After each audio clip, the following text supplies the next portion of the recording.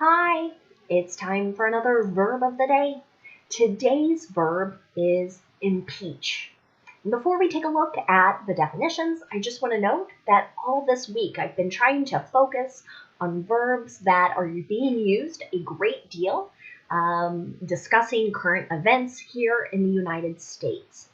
So with that in mind, I think this word impeach is something you've likely heard a lot over the last 24 hours, and you're going to continue to hear about it in the upcoming weeks. So now let's take a look at some of the definitions or ways that we can use this verb. The first way you might hear the verb impeach used is to mean to charge the holder of a public office with misconduct. So misconduct could be breaking the law, as an example. And this is the definition and usage that you are hearing right now if you're following news in the United States.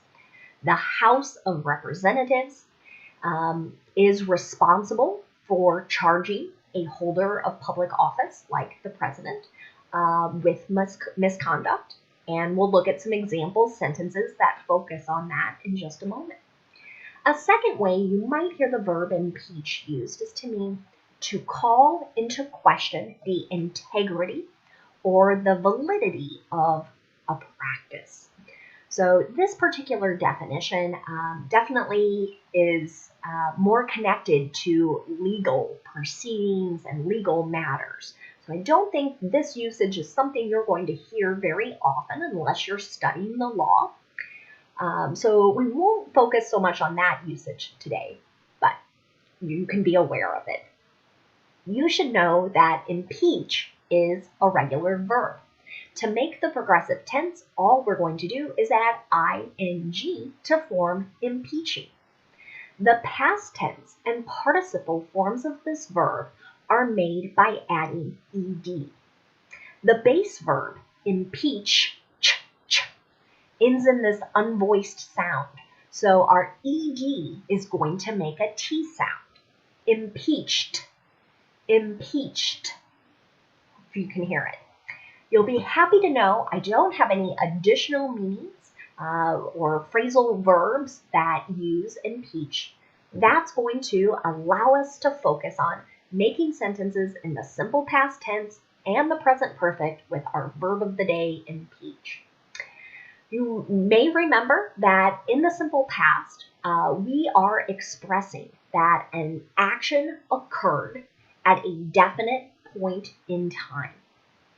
And in the affirmative, you're going to use that ed form of the verb. And this is true no matter what the subject is. Here is an example sentence.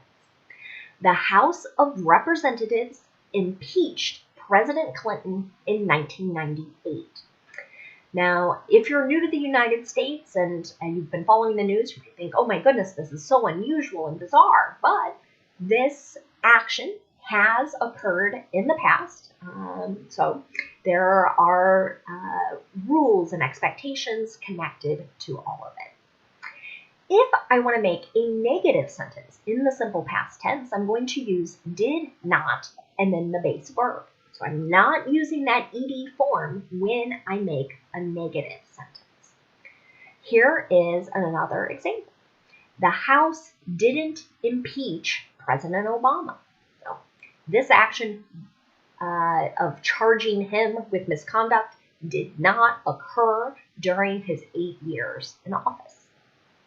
Finally, if I want to make a yes or no question in the simple past tense, I'm going to start with did, then I'll have my subject, and then the base verb. So again, in our yes or no question, I'm not using that ed form. Here is another example. Did the House impeach President Trump on January 13th? And we would answer that question by saying, yes, the House impeached the president. Now let's take a look at the present perfect. We might use this verb tense to talk about an action that started in the past and continues into the present.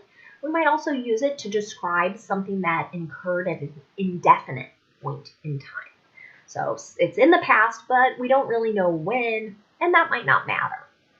To make the present perfect, we're going to use have or has, and then the participle form of the verb. And again, since this is regular, the participle and the past tense are the same thing. Here's an example sentence. The House has impeached President Trump twice, 2 times. If I want to make a negative sentence in the present perfect, I can insert not after have or has. San Juan hasn't impeached its mayor. Here is an example that for just a moment gives us a little break from president talk, but again, it's implying it hasn't happened. It could still happen maybe in the future, but let's look at making a yes or no question. To do that, I'm going to use have or has, then I'll have my subject, and then the participle form of the verb. Has the House impeached any other U.S. presidents twice? The answer to that question would be no. This is the first time a U.S. president has been impeached 2 different times. The reason I've picked this verb today is, again, it's really everywhere in the U.S. media. I took pictures of a few different newspapers out of Ohio, Connecticut, and Iowa just to demonstrate those words. So if you look to the left of your screen, this is the Ohio newspaper. And in gray, it might be hard to see, but where I'm trying to highlight here, it says December 18th, 2019. So this paper had a headline on that day, impeached. And then if you look down here, here's January 13th, 2021, and another headline, impeached again. This is the Connecticut paper, again, with this headline of impeached again. I picked this because the byline says the House charges Trump with inciting assault on the Capitol. Remember, incite was one of our earlier verbs of the day this week. We talked about it meaning that someone was persuading others to commit violence or violent acts. And here's the Iowa paper, again, noting impeached.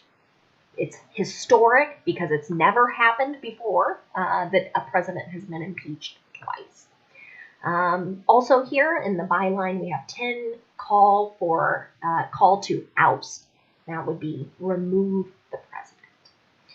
Now let's take a look at some words that are related to our verb impeach. And the first word we're going to look at is the noun impeachment. This is the presentation of formal charges against a public official by the House of Representatives. And it can also kind of reference a trial that's being held in the Senate. And that's going to be our usage in our example sentence here. The second impeachment trial may begin on January 20th. So the House of Representatives has charged the president with misconduct, and now it proceeds to the U.S. Senate for them to consider, offer evidence to either support or disprove the charge. And the last word we're going to look at today is the adjective impeachable. It means making one subject to impeachment. So you're going to see actions or perhaps words described as either impeachable, or we could add that prefix of un, meaning not unimpeachable. Here is an example, though, of this adjective. Inciting a terrorist attack is an impeachable offense.